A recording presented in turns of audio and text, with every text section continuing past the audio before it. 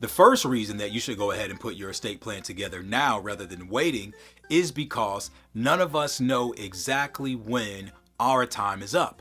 So you have all of these things out here that exist in the world. There's 6 million ways that you can get it, probably more than that, and you don't necessarily know when it's coming. And so sometimes, unfortunately, sometimes we get out of here a little bit earlier and more unexpectedly than we initially believed that we would. Everybody doesn't have the privilege of living to be old and gray. And what you want to do is to make sure that you've put things in order to make sure that your family is okay and that they are in a position to do the things that need to be done to handle your final affairs. Another reason to go ahead and get your estate plan put together now is not because there's a circumstance where death is always lurking around the corner.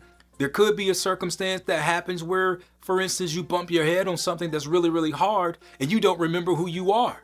You may need somebody to make decisions for you, whether that's financial decisions, whether those decisions are medical decisions. You don't really know.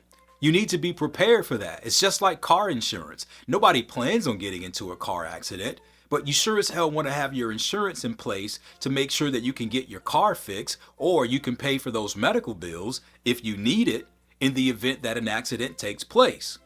And the very last reason that you want to go ahead and get your estate plan put together is because you don't need to be rich in order to have an estate plan. Most people, when they think about their estate plan, they only consider, well, what happens with my stuff? I want to give $1 gazillion to my children. I want to donate something to charity. And they're only thinking about those types of things. But that's not the only thing that should be taken into consideration.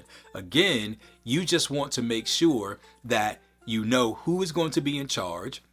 You leave information behind that will tell the court who it is that you've nominated to be your personal representative or to be your executor and who you want to handle your affairs. You're also doing things like putting together potentially a power of attorney that would work while you're still alive, because you're not only worried about what happens when you die, but what about while you're still here? You need a power of attorney so that somebody can help you manage your bank accounts or other financial responsibilities that you may have. And again, when it comes to things like making medical decisions for you or getting access to your medical records so that they can make those medical decisions for you. It's incredibly important to have that stuff in place now because, again, by the time you need it, if you don't already have it, it's going to be far too late to get it. I'm attorney Marcus Sermons, and this has been another episode of Interesting Lawyer Stuff.